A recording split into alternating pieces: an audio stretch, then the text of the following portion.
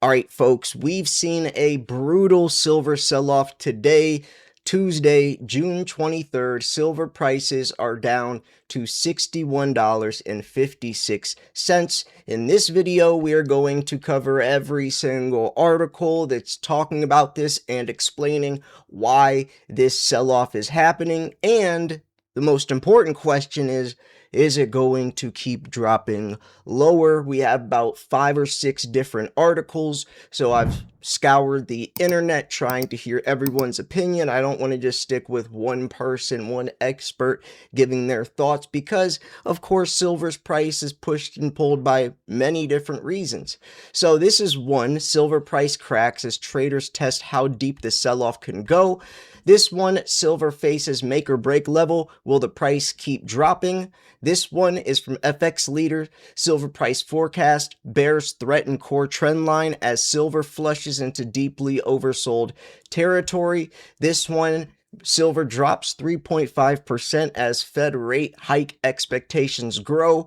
This is one from FX Street. Silver forecast: silver falls to near $63 as bearish bias persists.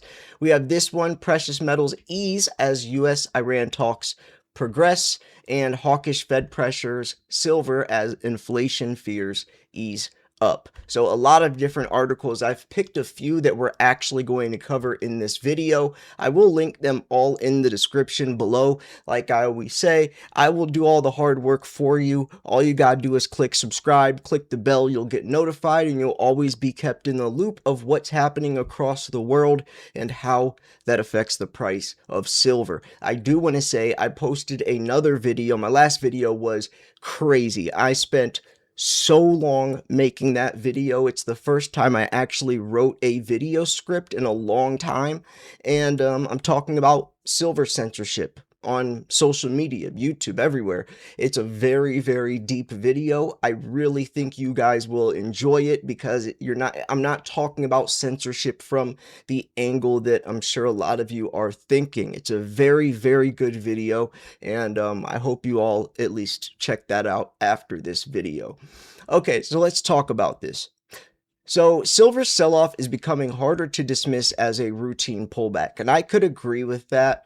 I mean, as long as you remember where we started at last year to what happened in January of 26, then you kind of get some perspective, and you might be looking at this a little differently than the people that are just downright freaking out and giving up.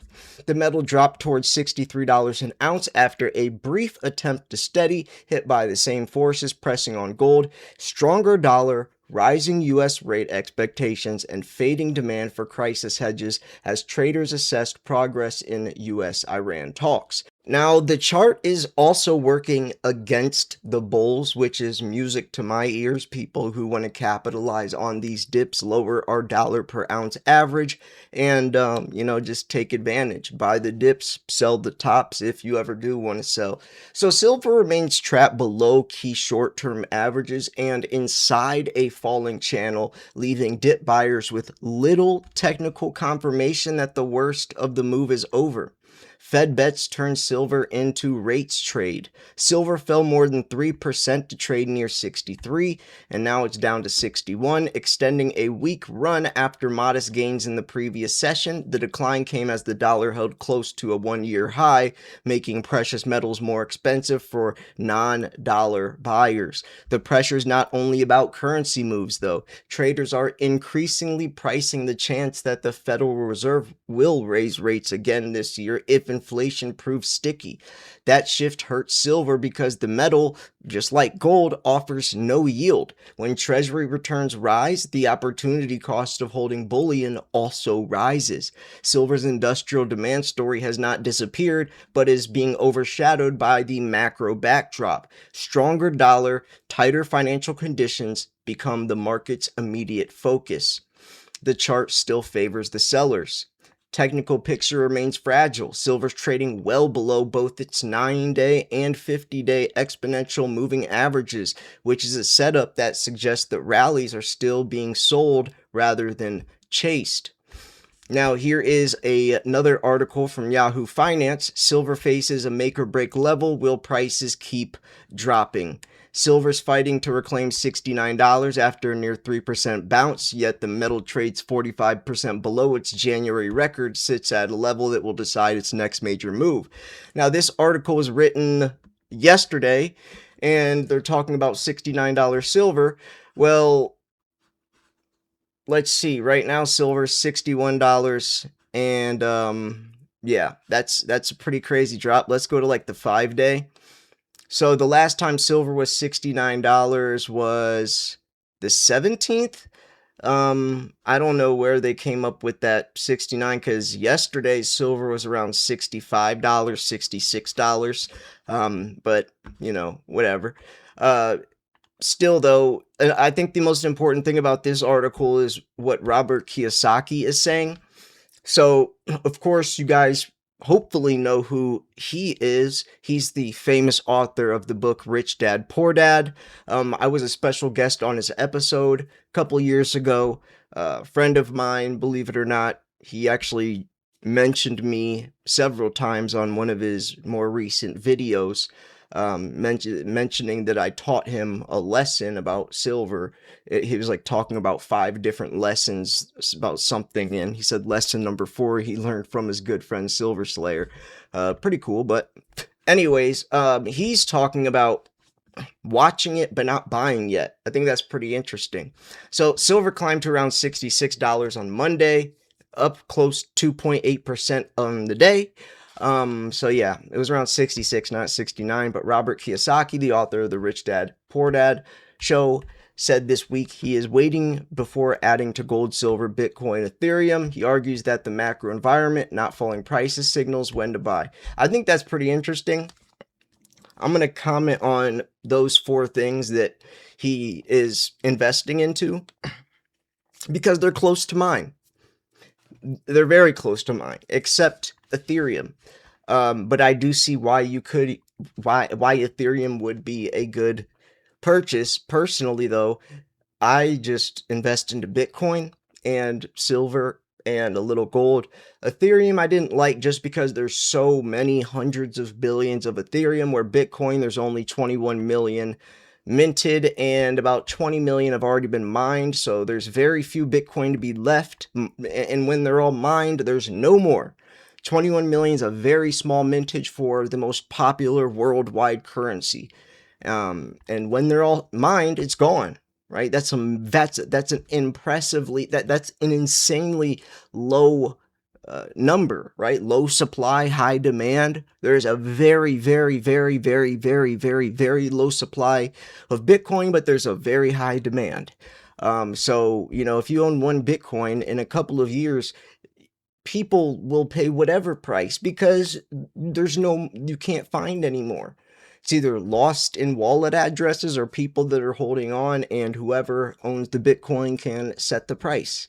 Ethereum, there's no short supply of Ethereum, hundreds of billions of Ethereum, but 21 million Bitcoin and 20 million have already been mined off the blockchain. When they're all mined, what's going to happen? I think that's the most powerful reason why I think Bitcoin is still the best crypto to invest into. And gold and silver, of course, are also great. But anyway, so Robert Kiyosaki says this tweet. He says, gold and silver prices are falling. Question, am I buying or selling? Answer, one mistake I've made, and I've made many, is letting price determine reasons to buy or sell any asset. I think that's very important. Like, I don't, like, let's say I have $10,000 to invest into silver and gold. I'm not going to try to time I'm not going to sit here and be like, ooh, I think silver might go down a little more tomorrow. I just get it because I could be completely wrong. Markets move $5, $6 each day easily. And someday I will be laughing that I cared about buying silver at $61 instead of $63 or instead of $60. That would be laughable. Like, it's just, for me, I'm not a coupon person, and I don't try to time the markets like that. A lot of people do. Remember, I was a broker. I was a broker for about a year, and I know most people do, right? Most people do that. I personally don't, though. So he said he's learned to understand the context of the environment the asset is in, not the price.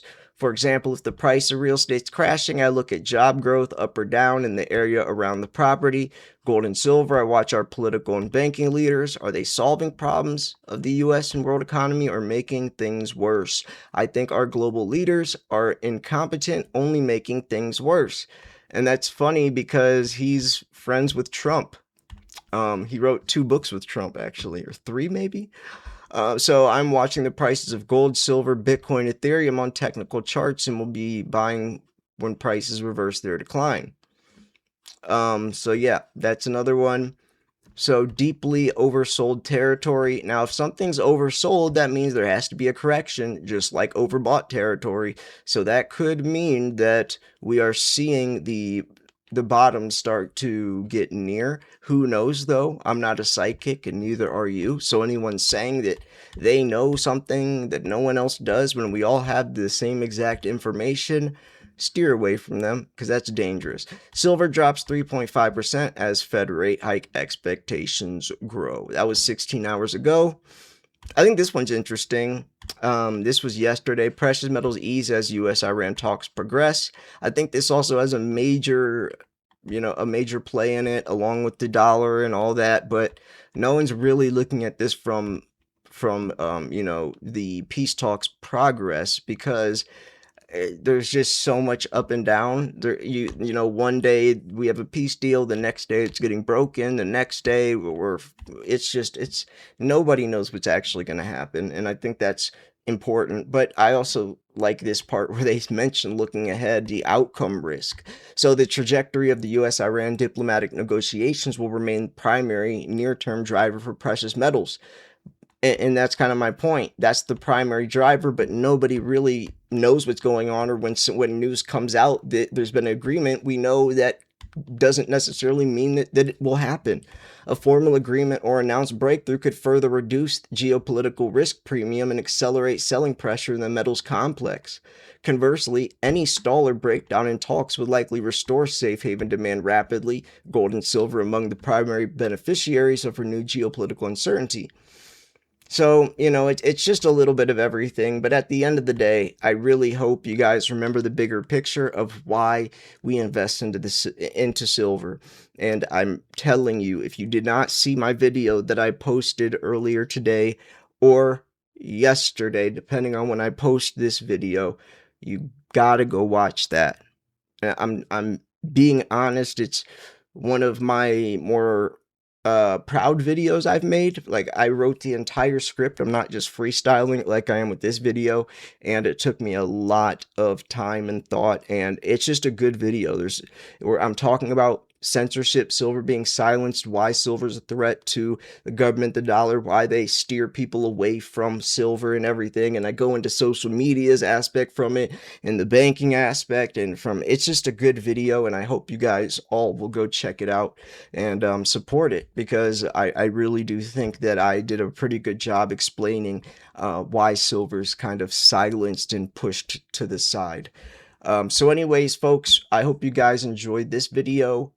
Thank you so much for tuning in. This was Silver Slayer. See you guys tomorrow. Peace.